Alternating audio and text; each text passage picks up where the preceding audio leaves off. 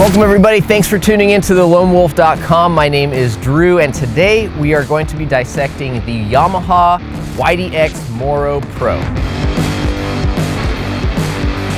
The Moro is Yamaha's new eMTB line, and there are two options available. The Moro, which retails for $44.99, and the Moro Pro, which we have been just getting our hands dirty with, which retails for $54.99. This is a 160 millimeters travel e-bike with a unique split tube aluminum frame design, horse league suspension, and a pretty solid offering when it comes to drivetrain, brakes, and motor unit. For those unfamiliar, Yamaha has a couple of really unique features going for their eMTBs that differentiate itself from other offerings from some of the other brands like Shimano and Bosch. So riders aboard the Yamaha bikes have a selection of extra power, MTB, manually selecting high, medium, or eco, or putting the bike into an automatic mode, which is in a way a bit of a smart mode in which it will select the most suitable power delivery depending on your application, which kind of brings us to another cool improvement on the Yamaha, and that is their new quad sensor. So the new quad sensor adds one more sensor to the system, which had pedaling cadence, torque, and wheel speed. That new fourth sensor is an angle meter, so it can basically sense the pitch of the bicycle, and depending on how steep or flat that terrain is, it will give you more or less power to help keep the bike rolling forward in a controlled manner without that possibility of spinning tire, losing traction, or wanting to lift that front tire. So some of those automatic modes, the MTB mode, are going to be very beneficial for riders who want to have a kind of hands-off approach, maybe spend a lot of time in very loose terrain or riding lots of steep switchbacks where they want maximum power where they need it for a steep grunt, but don't want to be having too much power to where they're losing traction around a switchback or trying to fight to keep that front wheel down.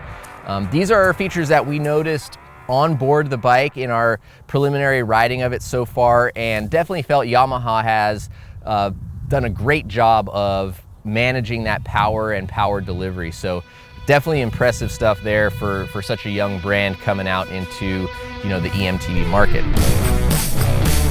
Although Yamaha may be new in the eMTB market in North America, they are far from a young company, as they have decades of experience building high-performance motorcycles and even released their first electrically powered bicycle back in 1993. You can see, at least I think, a little nod to their motorcycle heritage in this split tube design. It could be polarizing to some, but I would say most of our riders either loved it instantly or grew to like it very quickly on. Yamaha says that they did this to give the bike supreme comfort and handling stiffness when you really want to push this bike hard. It does a pretty good job of handling just about everything we've been able to throw at it so far here in St. George, Utah. As we look closer at the PWX2 motor, there are some really unique things that other eMTB drive units just don't quite have, and that is the ability to deliver power at such high cadence. The new PWX2 will deliver power in the XPW and MTB mode up to 170 RPMs and 155 RPMs in all other power modes.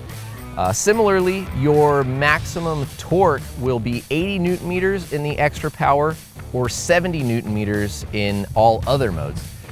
Now, 70 Newton meters is definitely lower than the new Shimano EP8 as well as the Bosch, to name two competitors in the market. But the benefits, I guess, are you get that 80 Newton meters, which is competitive if you want to put it in that extra power mode. If you really want a very natural feel that's less of that kind of artificial boost and push from behind, having that lower 70 Newton meters of power is something that we could see some riders being attracted by and aren't wanting to kind of get that just artificial feeling of the wind pushing you up the hill effortlessly. As we've been testing so far, the Moro Pro has a pretty competent spec with a RockShox Yari RC fork, a RockShox Super Deluxe Plus, Magura MT30 brakes, and a Shimano XT 11-speed drivetrain. Many of the other components, handlebar, stem, etc., are going to be kind of non-branded stuff, which works fine. It allows Yamaha to keep the price fairly competitive, and is something that riders can easily upgrade as needed while they keep the bike and customize it to their own likings.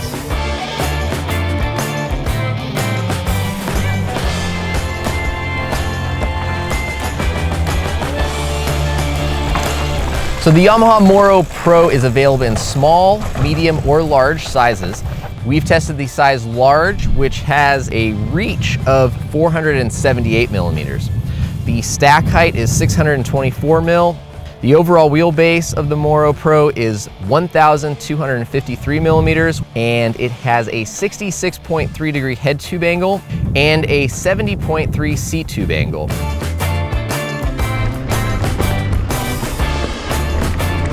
So if you're one of those riders that just likes to stare at the graphs and charts, you might have some concerns with this seat tube angle and geometry as a whole.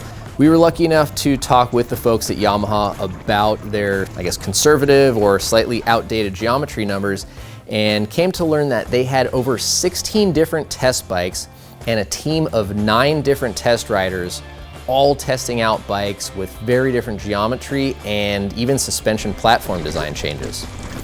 Now, the more aggressive riders in their group found that although the steeper seat tube angle did put their weight farther forward on the bikes when climbing, they felt that there were some downsides when it came time to descending, as it shifted some of the bike's weight forward. And by having a slightly slacker seat tube angle, they were able to ensure the ultimate in rear tire traction for the steepest of climbs, and also move the weight of the bike due to the battery and motor farther back and more centralized.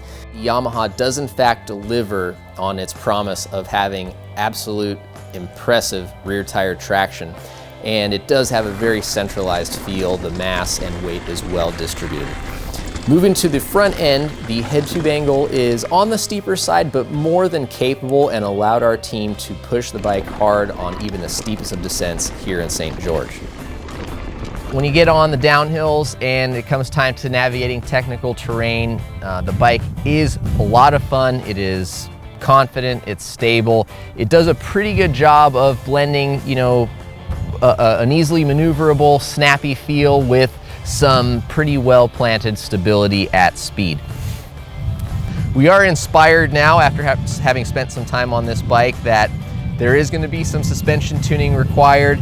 There's a little bit of a geometry handicap in our opinion, but overall this is definitely a very capable bike at a $5,500 price point. I mean, that's a really cool thing that I think is important to talk about, is that so many bikes are in that $6,000 to $10,000, $12,000 price range, that Yamaha has been able to develop a very unique motor that delivers great power, that can hang with some of the most expensive and best bikes out on the market, and do it in a way that the power is delivered handily and smartly without losing traction, without looping out, and still being able to keep up with just about every bike on the trail. That being said, 500 watt-hour battery is a little bit small in our opinion. We'd like to see something a little bit better. There are obviously still lots of Shimano bikes equipped with 504 batteries. Granted, we are having the same critiques about those bikes as well. We think something in that 630 range is going to kind of be the minimal for what riders who aren't just doing afternoon rips or quick hot laps are going to want to see. Thank you guys very much for tuning in. Thanks to Yamaha for getting us this bike so that we could do this dissected feature and really let you guys know what they've got inside that makes this thing unique. And be sure to leave any questions down below. If we can't answer them, we will get in touch with Yamaha and reply back with any information we can. So thanks again, and we'll see you out on the trails.